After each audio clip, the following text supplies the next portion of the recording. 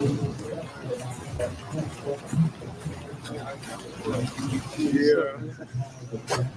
Be good? Be good. Yeah. Playing music? Yeah. Bro, if they don't take you right now, it's something going on, bro. All right? If they don't take him right now, it's something going on. I don't know what's going on, but it's something. So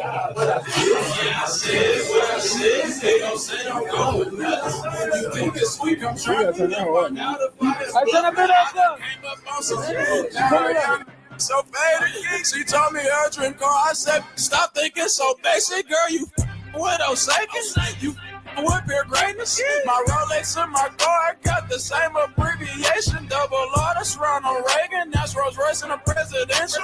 She asked why you keep said it's good for my mental. For my them boys so crazy. I don't know what be on the boys' mind. So if all my said they favorite numbers, it'd be 4, 5, and a 9. So all my tired getting money and got bad when they lying. So all my on an honor roll because they grade A and they fine.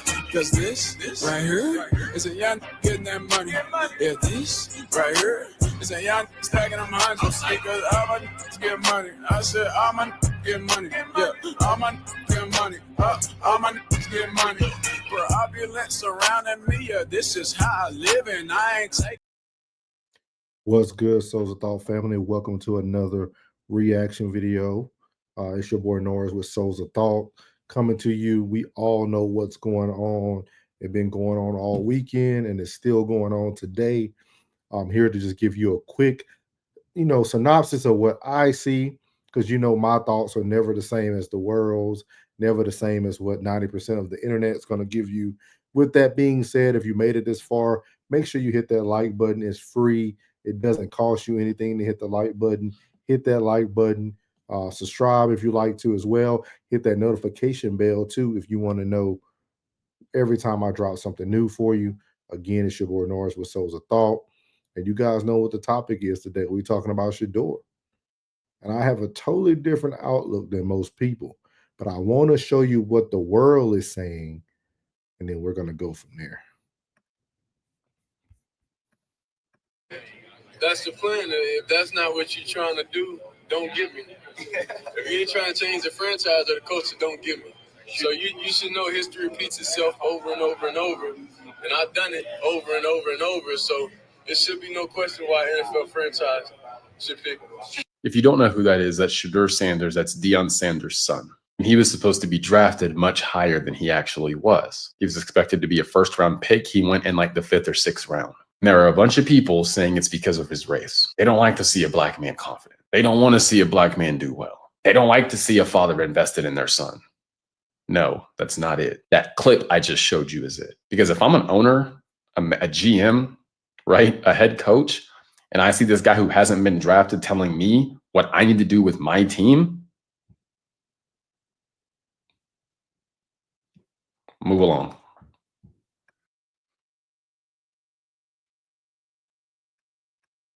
So that's one point of view there. That's Instagram had their thoughts and other people had their thoughts as well.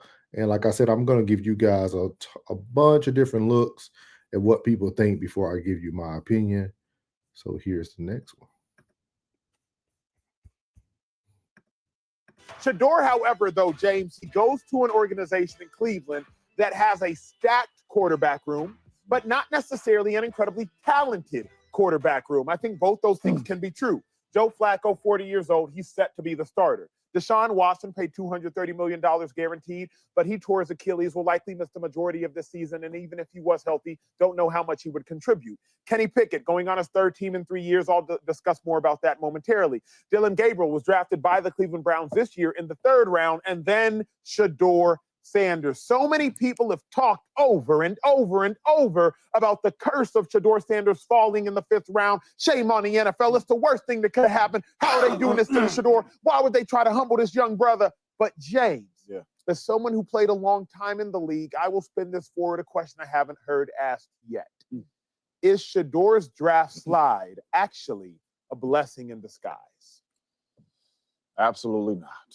Oh, absolutely not. So just for the viewers out there, right? When when you go in the first 3 rounds, you're really projected as a starter, right? We think that you can be a big-time starter for our football team. What does that mean? Maybe Pro Bowl, maybe just being a solid starter, right? Consistent starter. That's what that means. And you know what's going to happen once you get in training camp?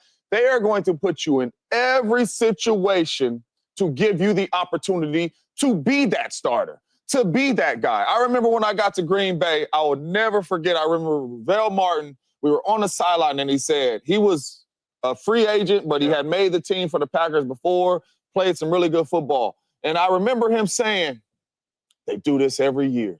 They always put the high draft picks in the position to make the plays. And I'm like, what is he talking about? I'm just out here balling. They throwing me the ball, I'm just out here balling, right? And then the very next year, I'm in my second year, and they draft Jordy, right? And as the viewers don't know, when you go through a practice, the coaches on the offense script the plays with the coaches of the defense. So they are going to run a defense to that offensive play. The coaches already know the coverage. For the defense, the offensive coaches already know the play. So they know who should be the first read on the play. They were putting Jordy at the Z every time the Z was supposed to get the ball. And Jordy wasn't saying, and I'm like, dang, that's what they did with me last year. Okay. They gave me every opportunity to make the team. So you guys get to hear that perspective. So let's move on to this perspective. Let's go. Round after round. And this is all going to get somewhere. Trust me. I'm gonna bring this all into fold for you guys, because even if you just listen to that last one, he almost hit it, but I'm gonna let you guys know what's going on. And all eyes were on Shedeur Sanders, whose name was never called until the 5th round of the NFL draft Saturday, when the Cleveland Browns made Sanders the second quarterback they draft over the weekend. The Browns traded up with the Seattle Seahawks to select Sanders with the 144th overall pick. I just say the biggest thing for us, we live by our board. We felt like he was a good, solid prospect at the most important position. We felt like it got to a point where he was probably mispriced, relative to the draft. Really the acquisition cost was pretty light, and it's a guy that we think can outproduce his draft slot. So I wouldn't say it's any more than that. Obviously Shedeur has kind of grown up in the spotlight. But, our expectation is for him to come in here and work and compete. Nothing's been promised. Nothing will be given. So, I may, hesitate to characterize it as a blockbuster. That's not necessarily how we thought of the transaction. But we are excited to work with him. Okay, that was Browns GM Andrew Berry. Lewis, good morning. Damian, good morning. All right, gentlemen, I sat on this set Friday, all of us, right? Mm-hmm. As the first round went. And I tried to look at the positive. Hey, blessing in disguise. Maybe he'll be in a better situation. None of us thought he was going to slide to the 5th round. Lewis, what happened? And is this fair to Shedeur? Well, Molly, I don't think, look, the draft isn't about fairness.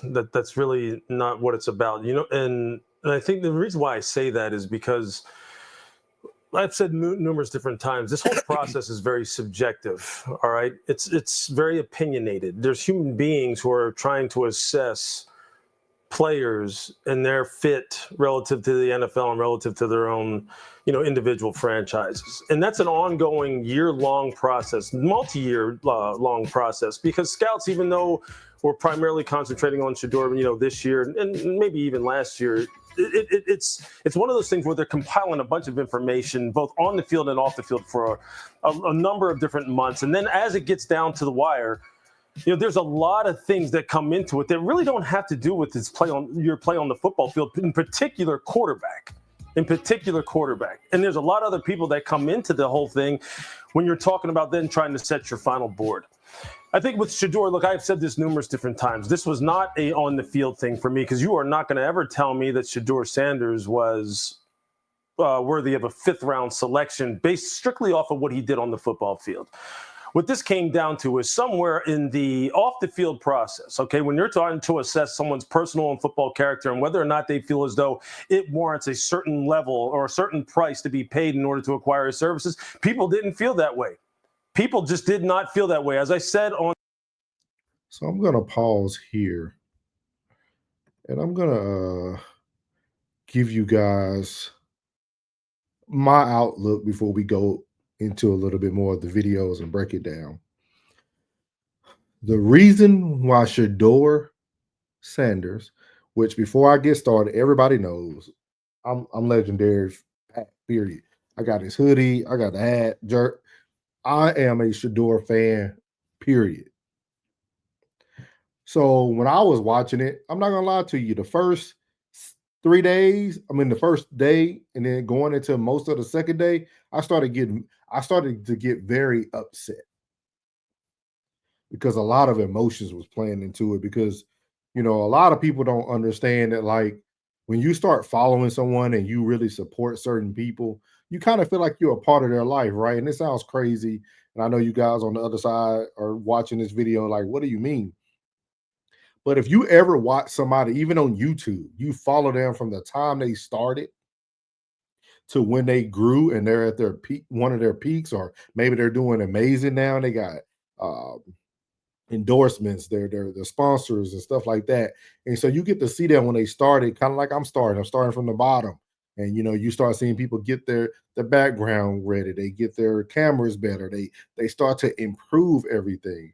Well, I've been following Shedeur and Dion since his Trinity High School days. Like literally, like I remember old videos of Bucky doing YouTube before he even had Well Off Media. Before he had Well Off as a brand when he was sewing, and so I followed these people for years now, man. So felt like almost a decade. So you get to know them. Shout out Well Off Media. Bucky, somebody, if you tag him or something, he always takes the time out to reshare, tag you in it. So I appreciate that. With that being said, I was very upset at first. And then as I started to watch everything play out, I was like, man, everybody has their opinion, everybody has their take on it, but my take is a little bit different. I don't think this has anything to do with race. I think race is the easiest thing to throw out there. You've seen people like Gilly give his emotional rant on Instagram about how he feels that regardless of what you do in life, they're going to remind you that you are N-word. You had all these people come out and talk about race. Stephen A. Smith had a little bit to kind of say, I don't think it was about race. And then you start to hear all the rumblings of, which is now true. You hear the rumblings about, the bad interview he had with the Giants, and he wasn't prepared to get on the whiteboard with the head coach, things of that nature. And you kind of start sitting back and you hear it all. But even when I heard all that, I said, man, that really don't matter because what he did, you can see it. And the whole world was promoting Shedeur to go to first round, top 3, period. There was never an inkling that he wasn't going at least first round. But even through the first round, you can kind of justify some of the picks. Even with the Jackson Dart pick, you could justify that because Jackson Dart fits what the New York Giants would want to do.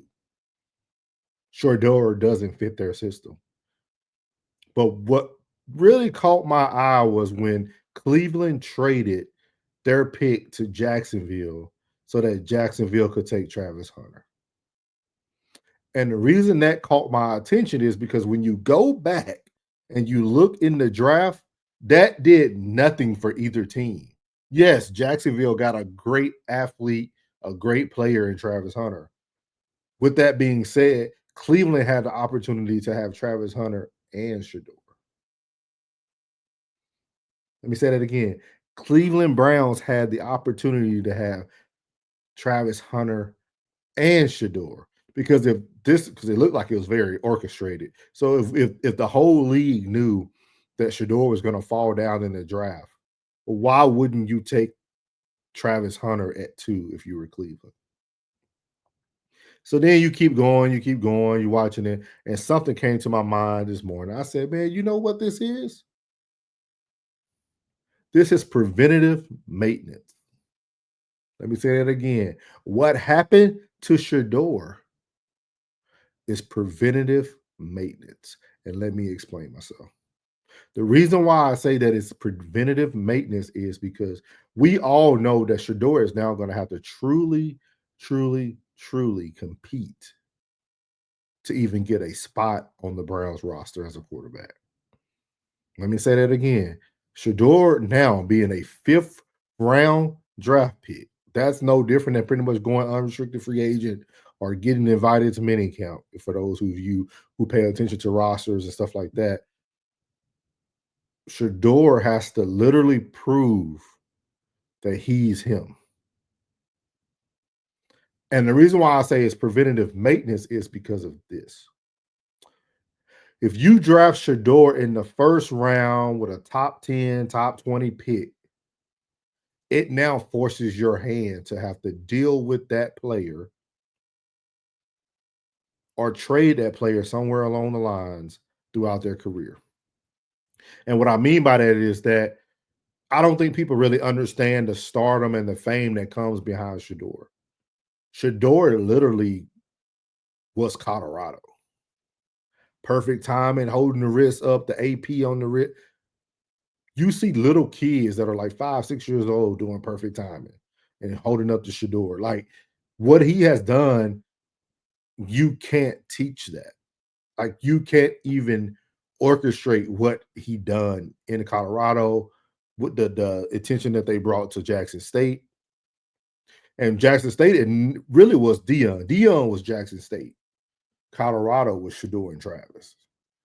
And a lot of people didn't notice that transition. But with that being said, if you bring Shedeur in as a 1st round draft pick, even 2nd round draft pick, especially if it was Cleveland who was going to pick him the whole time, we're going with what we see. If Cleveland was going to get him the whole time, you now have to force the hand of Flacco and Deshaun Watson if he comes back healthy. And then you have Shedeur Sanders.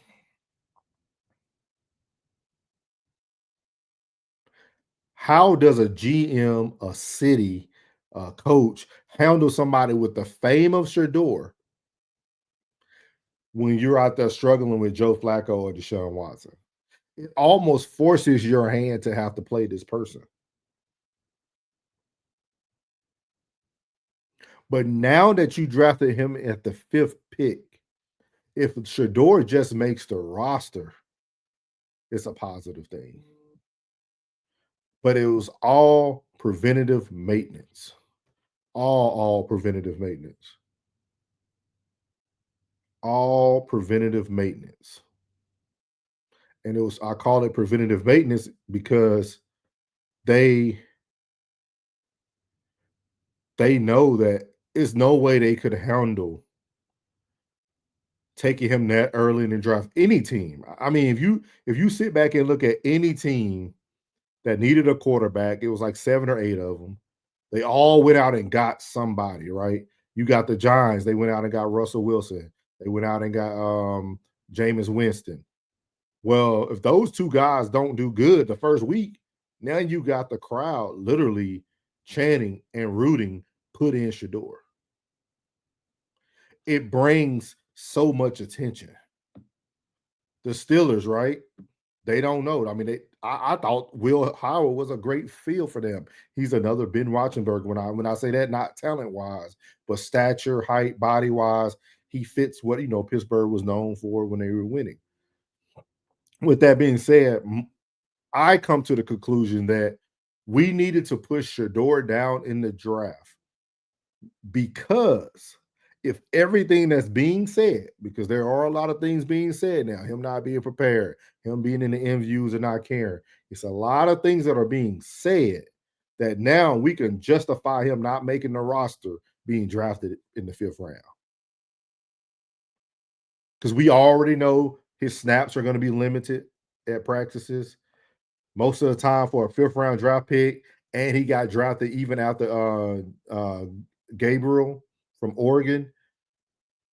Usually somebody in his position doesn't play until like the final 2 preseason games, if just the final preseason game, just due to the number of snap counts, things of that nature that he's going to receive while at practice. And that's why I try to explain to people that this doesn't have anything to do with race. This was preventative maintenance by the NFL. Shedeur is such a big name. His father is a legend. with that comes a lot of attention. And the only way, and I don't think it's going to happen because I feel Shedeur is going to show why he should have been in the first round. I think he has that type of talent. I always said, if you watch my previous videos, I said Cam Ward was plug and play. Cam Ward was perfect #1 pick, plug and play. The guy's ready. Shedeur could be plug and play, but everything around him has to be about 85 to 90%. What I mean by that, he needs to have a great running game. He needs to have some decent front linemen, and he got to have some receivers to throw to. Without those tools, Shedeur will take a lot of sacks because he doesn't want to turn over the ball. The system becomes kind of limited. But I think that's all going to improve with growth.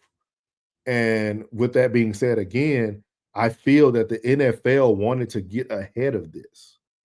Because just in case, for some reason, he is what the critics are saying he is, what the coaches are saying, all the rumors are true, we need to be able to say, hey, man, we drafted him in the 5th round at 144th pick. He didn't have a good preseason. He didn't have a good rookie mini camp, and he didn't fit our system. The NFL performed preventative maintenance because of Shedeur Sanders' fame. Period. And I also feel, before I show one last video, I also feel that we as fans, we as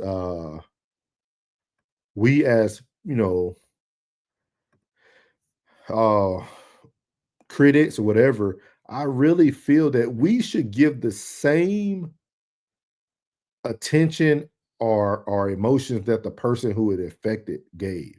And that's why I opened this video up with that video about Shedeur. Shedeur had a great time. Was his feelings hurt? Yes. But if you go back and watch all 4 or 5 episodes that Well Off Media put out, Shedeur was just fine. He kept his faith in God, and he stayed positive each and every day. It was more people around him upset than he was upset. And that's why I was like, you know what? Why am I upset when I'm watching this young man?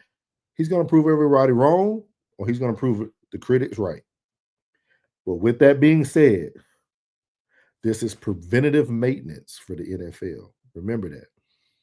We need to get off this race train. And the reason why I said we need to get off the race train is because no one who's black is going to do what needs to be done if this was a race thing. Let me say that again. If this was a race thing, no one black is going to do what they need to do. And what I mean by that is y'all not going to boycott football. Half of you guys are betting on it. You're playing fantasy football. So you're not going to be the Kaepernicks and sacrifice yourself or your football season because of Shedeur. So don't play the race card if you're not willing to give in to what that would need to be given into. So with that being said, I really feel that it was preventative maintenance. Now I'm going to show you guys one more video before we close this out. I think these guys did a very, very good job of being kind of unbiased, but giving their opinion. So here you go. It's the Tebow effect. Right. It's the exact same thing that got teams to the point where we don't want this guy on our depth chart. Is he good enough to be a 3rd-string quarterback? And that's debatable. Right. But even if he is, we don't want that. We don't want the reporters rushing past our starter to get to Tebow. The dynamic I saw the Super Bowl week of the year that Tebow Mania was a thing, people rushing by Joe effing Montana to get to Tebow. Yeah. We don't want that. Right. We don't need that. Right. We're trying to win football games here. And look, especially before the draft, I'm not going to traffic in anonymous opinion. Anonymous fact is a different thing. We talked last week about the whole NFL media deciding to just basically act like a social media site and say, hey, you want to put something up anonymously, no matter how vile or poisonous it is? Remember the quote? Here it is. He's so entitled. Worst formal interview of my life. He takes unnecessary sacks, never plays on time, horrible body language, blames teammates. Biggest thing is he's not that good. You can't, I believe, and I don't care. They can try to explain it till they're blue in the face. We should not do that. We should not allow that. We should not traffic in that, especially before. So as you see there, I really agree with what he said. I feel that's what really also lets you know that everybody else already knew what was going to be the result for Shedeur Sanders. If there is anything negative you want to say about a player, it needs to be said right after it happens. If the meeting was bad, say the meeting was bad. If the player wasn't prepared, say the player wasn't prepared. Do all those things prior to the draft so that people aren't hearing about it Friday morning before the 7 p.m. Central Standard Time draft is about to start. With that being said, I really feel that this all was just preventative maintenance. You heard it here on Souls of Thought. This is not race. This is not about Dion. Did those things possibly contribute to or add into addition to the things that they already were saying about Shedeur? Yes. With that being said, this was preventative maintenance. And as he mentioned, this is like that Tebow effect. When Shedeur walks into your franchise, you've just got a legend. That thing that he says is legendary, all that, people can get mad if they want, but he's a fan favorite, period. People are going to support him. People love what he does. People love him off the field, on the field. So just something to think about. But I really feel that this is preventative maintenance by the NFL. And I think you're going to see more of this due to the NILs that are going on in college football today. The NIL is now going to dictate how coaches and GMs feel about players even prior to them getting into the NFL. Because with money, people start getting a little bit more comfortable. People kind of, they say money just pretty much brings out the more of you or who you are. So just something to think about there. But again, I don't think this is a race thing. I think this was an NFL preventative maintenance thing so that if things are true and they don't work out, they have a reason why he is no longer in the NFL. So with that being said, we're going to end this video like I end every video. God loves you, which is most importantly. I love you. You're beautiful, and your boy's out. Let go.